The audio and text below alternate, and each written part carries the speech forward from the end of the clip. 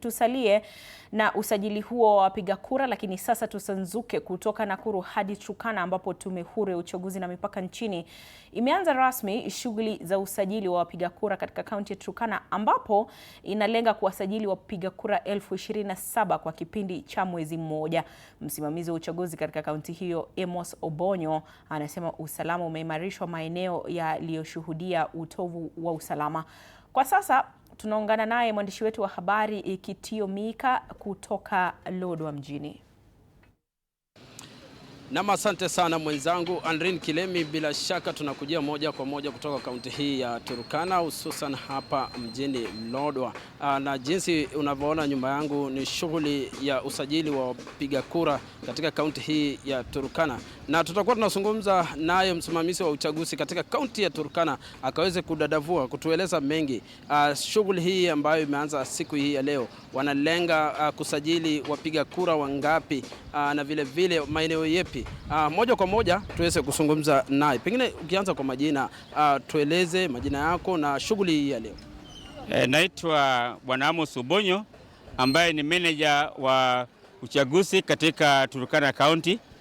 Leo hii tumeanza kitu ambayo inaitwa Enhanced Voter Registration ambaye tunaenda mpaka mashinani ili kila mtu ambaye hajashika kura ajitokeze na kitambulisho chake ama pasipoti akuje ajiandikishe kama mpiga kura katika Turkana County katika Jamhuri ya Kenya. Na pengine mnalenga wapi, ni maeneo gani ambayo usajili huu unaanza? Wakati huu hii usajili wa watu itaingia mpaka kwa wodi. Kila wodi ya County Assembly tuko na watu tumepeleka kwa kila wodi. Hizo wodi 30 tuko na watu kwa kila wodi wa kusajili watu wa kupiga kura. Alafu pia tuna wengine ambao wanafanya hiyo shughuli katika Huduma Center.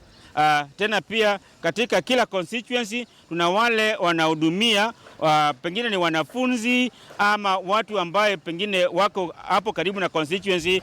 Pia tuna clerks ambao wanasajili watu katika hizo vituo. Kuna maeneo ambayo ama ukikumbuka kwamba kaunti ya Turkana ni kubwa. Je, maeneo kama kule maeneo ya Longa ng'ambo ya bahari, je, wale watu wako maeneo hayo, je, wataweza kufuka upande huu na kuweza kupiga kura ama mmeweka mikakati gani kuhakikisha kwamba wao pia wanashiriki katika hii usajili wa wapiga kura ama wanasajiliwa?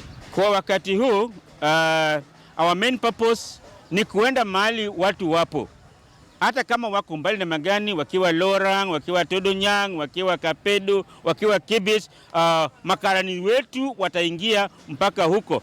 Bora tu watu wawe huko, na tumeweka hata mikakati ya mambo ya security. Hakuna mahali tutazuiliwa kuingia na kusajili watu kama wawe wapiga kura. Pengine labda nikiuliza, mnalenga kuwasajili wapiga kura wangapi katika wakati mnazindua uzinduzi huu wa wapiga kura?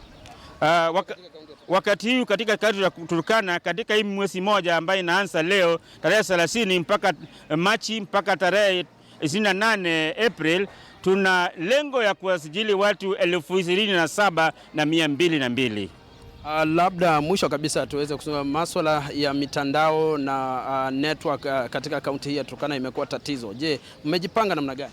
Asante sana Bwana Mika.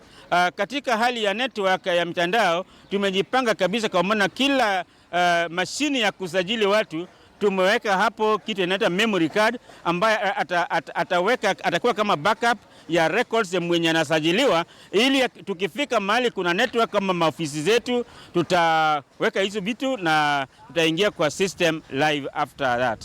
Ujumbe wako mwisho kabisa ni gani kwa vijana na wale Gen Z? Ungependa kuambia nini?